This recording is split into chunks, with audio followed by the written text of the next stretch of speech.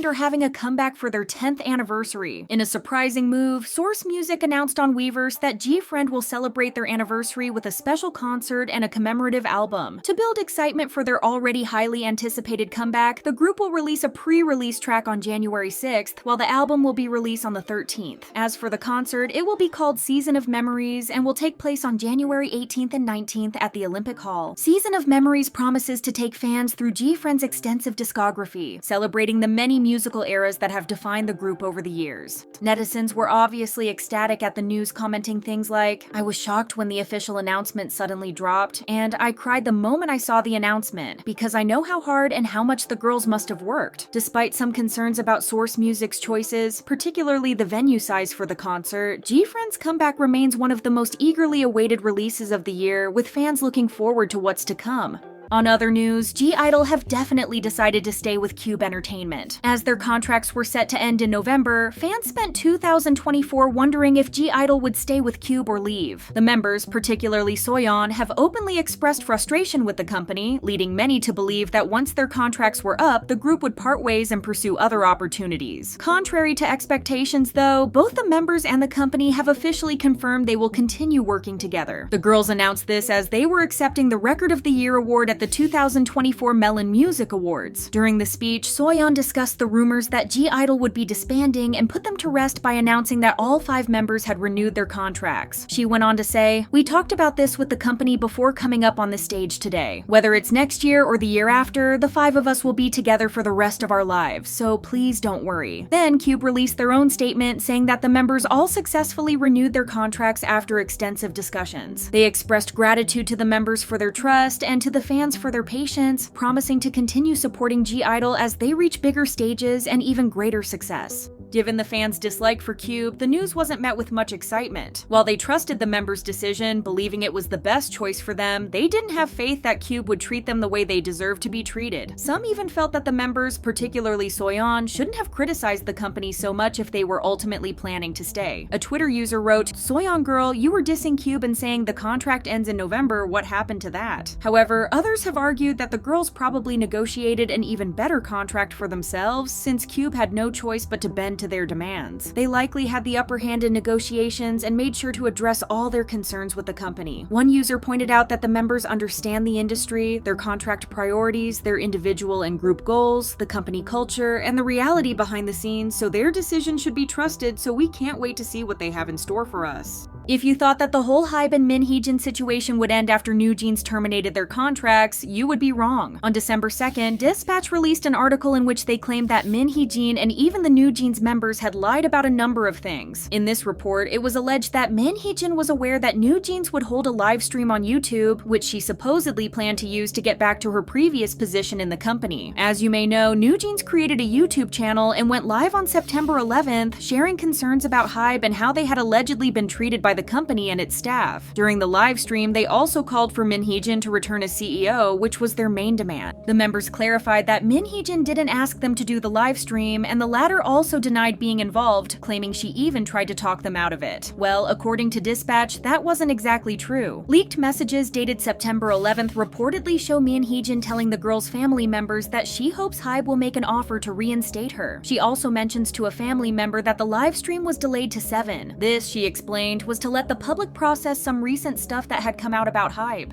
According to Dispatch, Min Hee Jin was also aware that Hani would be attending the audit against Hybe, despite the member claiming otherwise. A photo was shared by the media outlet showing Hani hugging Min Hee Jin with an attorney from Sejong law firm standing next to them. They reportedly spoke for over 4 hours at Min Hee Jin's studio on the night of October 8th, just before the audit. As for the papers that Hani is seen holding in the picture, Dispatch theorized that there might have been a summons related to the audit, suggesting she meet with Min Hee Jin to discuss it. Then Dispatch went on to talk about Min Hee Jin allegedly meeting with Davalink's CEO. If that name sounds familiar to you, it's because in early November, rumors began circulating about Min Hee Jin being approached by Davalink for an investment deal. Shortly after, it came to light that the chairman of Company H, who is also Hyun's uncle, was among 6 candidates for an internal director position at Davalink. Once the story gained attention, Davalink announced plans to propose a new board lineup excluding the chairman from the updated list. Min Hee Jin denied having any contact with outside investors, but Dispatch Dispatch stated that she met with both Hye-jin's uncle and the owner of DLE.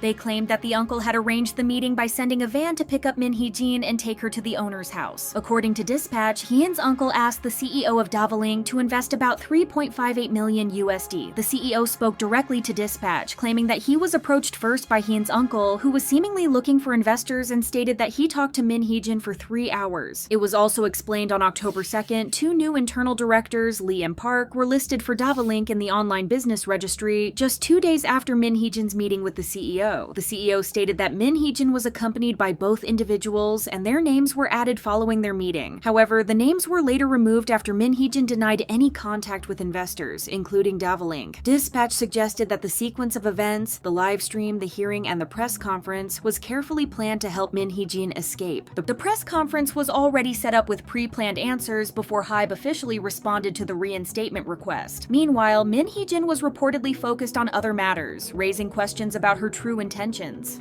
In the end, the media outlet discussed how Min Hee Jin supposedly advanced in her career and how she was able to take new jeans from Source Music. They shared alleged text messages where she bragged about flirting with executives and claimed to be able to get people to fall for her if she slept with them. She reportedly said she didn't want to rely on her body to get ahead, yet she suggested she might if it helped her. Reports claimed she used love spells from a shaman on 4 or 5 men to get what she wanted. How Dispatch obtained the text is unclear, but opinions on the situation remain divided. There are netizens who believe Dispatch's claims, saying that Min Hee Jin's involvement in the situation was clear from the beginning. A Reddit user wrote, "No one should be surprised. Some of us have been saying it all along that there was a lot of behind-the-scenes information that would probably destroy all the lies, and I feel we are only now just beginning." Some believe Dispatch wouldn't risk publishing something so significant without checking it with their lawyers first. Netizens argue that, given their experience, Dispatch wouldn't jeopardize their reputation by sharing unverified information.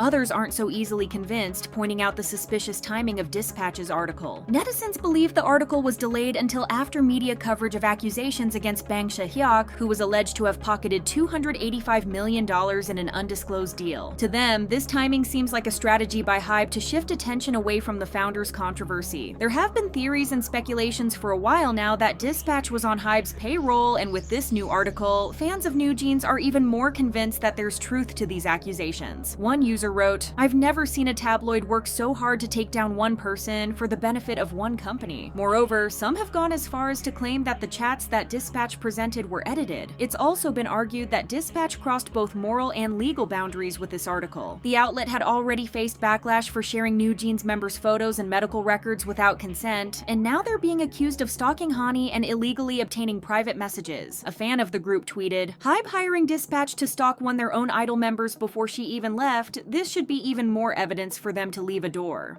As expected, Min Hee Jin quickly responded after the article was published. Within 3 hours, her team announced they had filed a complaint with the Yongsan police station against Dispatch reporters. They accused HYBE CEO and HYBE CPOs Park Ji-won and Park Tae-hee of using illegally obtained private messages and spreading false information to harm Min Hee Jin's reputation. Her representatives also claimed that Dispatch reporters Kim Ji-ho and Park Hee-jin knowingly published misleading articles, mixing false reports with unverified speculations and damaging her image. As for the recent article, they wrote, "Even today, Kim Ji-ho and Park Hee-jin wrote articles that are entirely unrelated to the truth, adding their own speculations to one-sided claims without any verification, producing false content." Ultimately, they expressed hope that the lawsuit would prompt a full investigation, exposing the lies and deceit of those involved, and ensuring they face proper legal consequences.